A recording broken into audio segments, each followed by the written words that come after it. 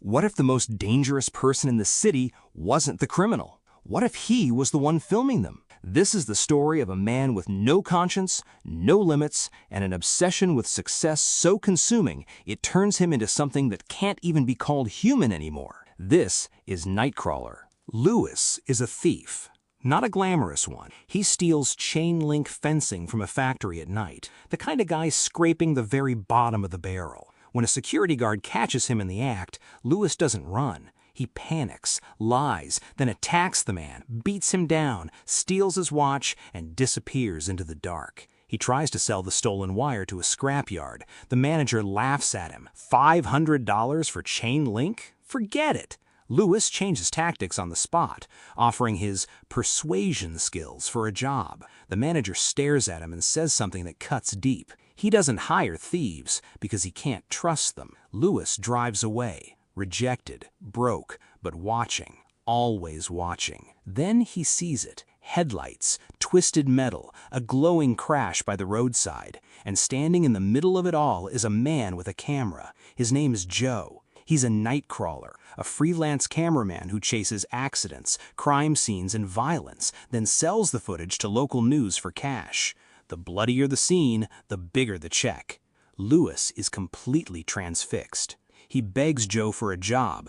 Joe shuts him down without hesitation, speeds off. But that moment changes everything. The very next morning, Lewis steals a high-end racing bike, flips it at a pawn shop for $800, and buys himself a cheap camcorder and a police scanner. He's in business.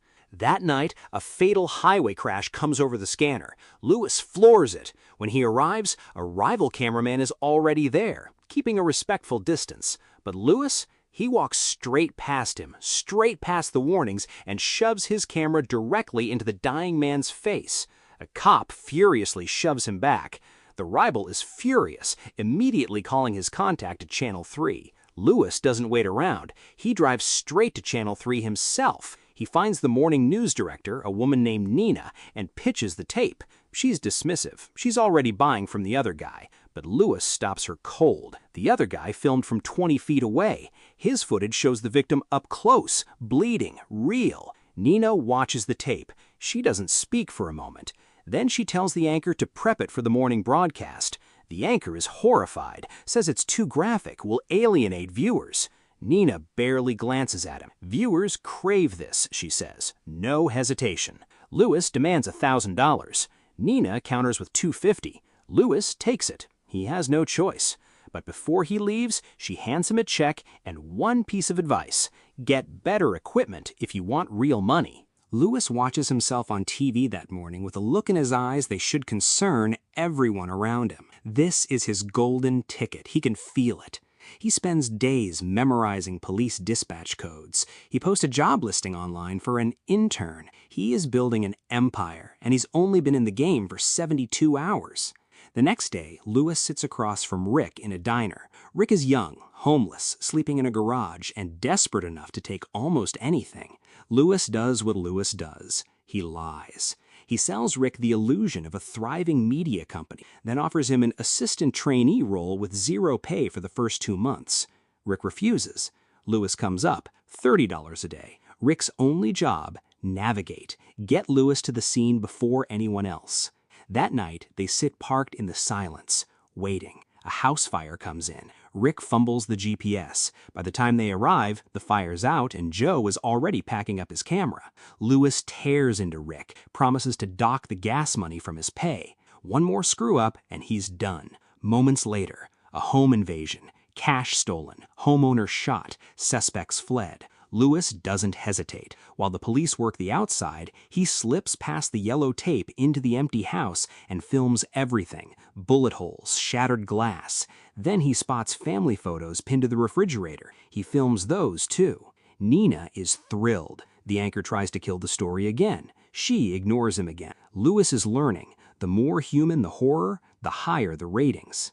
He pulls Nina aside after the meeting, tells her he's taking online courses in corporate persuasion, that he's committed to dominating the local news scene. She hands him a bonus check without him even asking. Night after night, Lewis hunts the city. He collects its worst moments like trophies, storing every frame on his laptop. It doesn't take long. Soon he's making enough money to buy a sleek cherry red sports car. He is no longer scraping the bottom. He is rising fast. And that should terrify you. One night, a cop strikes a pedestrian. Louis races to the scene and finds the officer standing over a body in the dark road, shaken and alone. Louis raises his camera. The cop threatens him. The moment he looks away, Louis walks straight up to the body, grabs the dead man by the collar, and drags him into the headlights. Better angle. He films the corpse with the same cold efficiency a photographer uses on a fruit bowl. He feels nothing. Nina hands him a massive check. Then she notices the blood smeared on his shirt and asks where it came from. Louis changes the subject, asks her to dinner. She declines. Louis doesn't get angry. He simply informs her that 3 rival networks are waiting for his calls, that if she wants him to stay exclusive, things need to change. Nina agrees to dinner. Louis runs into Joe again. Joe, who once refused him, now offers him a salary to join his operation. Louis smiles and tells him he's the top dog in the city now. He doesn't need anyone. At the restaurant, Louis sits across from Nina and drops the facade entirely. He's done the research. He knows she burns through stations every 2 years because she can't hold ratings. But since Louis arrived, Channel 3's viewership is up 90%. That's her contract renewal. That's her career. And it exists because of him. He wants double his rate, effective immediately. Or he walks to one of the 3 stations currently trying to buy his footage. Nina stares at him, stunned not by the demand, but by how precisely he calculated it. She agrees.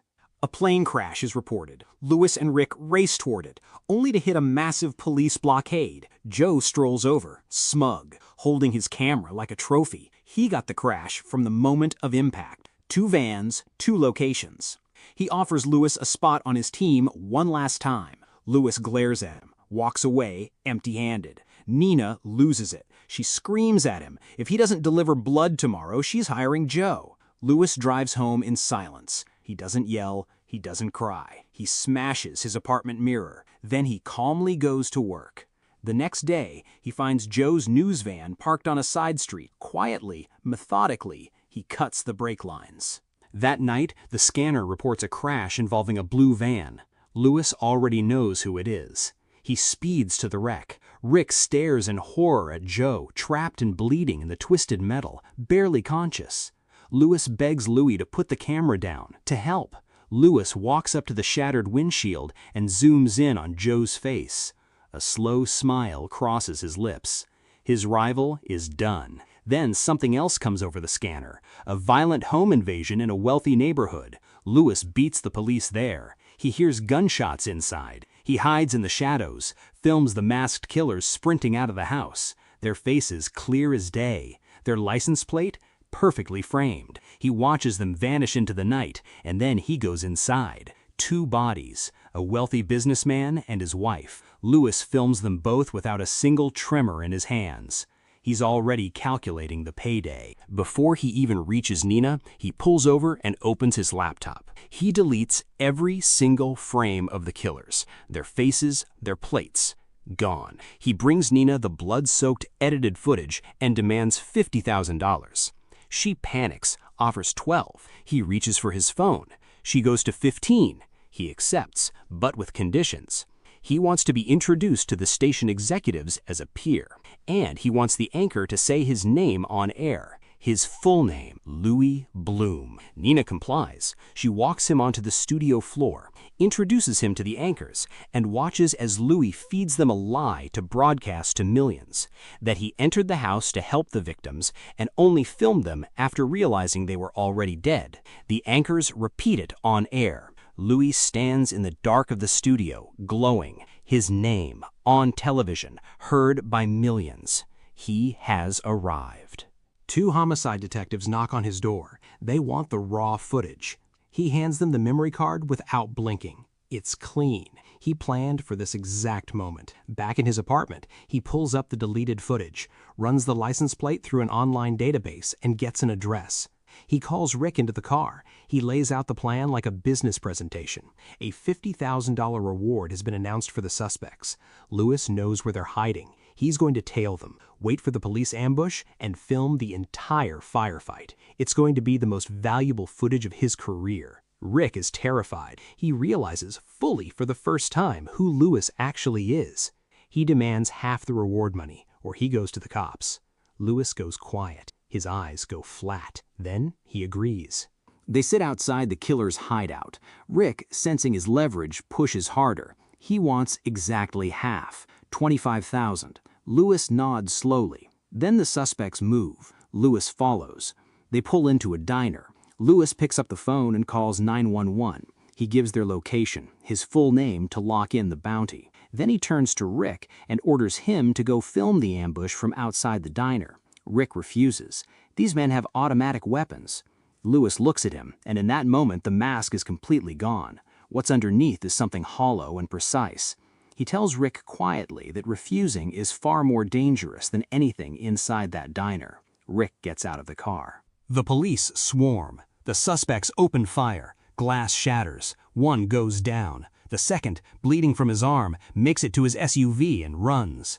A massive chase tears through the city streets. Louis is right behind them, screaming at Rick to keep the camera steady. The SUV clips a police cruiser. It flips. Sparks. Glass. Silence. Louis stops the car. He tells Rick the shooter is dead. He orders him to walk over and film the wreck up close. Rick hesitates, then walks forward. The dead man moves inside the wreckage, raises his gun, shoots Rick point blank. Louis watches through the windshield. His camera catches everything. Backup officers arrive and cut down the suspect. Louis lowers the camera, walks slowly over to where Rick is bleeding out on the asphalt, gasping. He crouches down beside him, and he tells him the truth. He knew the man was still alive. He sent Rick over on purpose. Rick had become a liability, threatening his operation, demanding money, knowing too much. He was a problem that needed solving.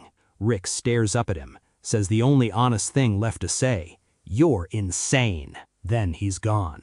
Lewis brings the footage to Nina. She is speechless. 3 dead suspects, multiple officers wounded, carnage, all on tape from start to finish. She promises him a massive payout, tells him the station just renewed her contract. Because of him, because of his work. The lead detective storms in. She demands the source of the video. Nina deflects. They bought it from a freelancer.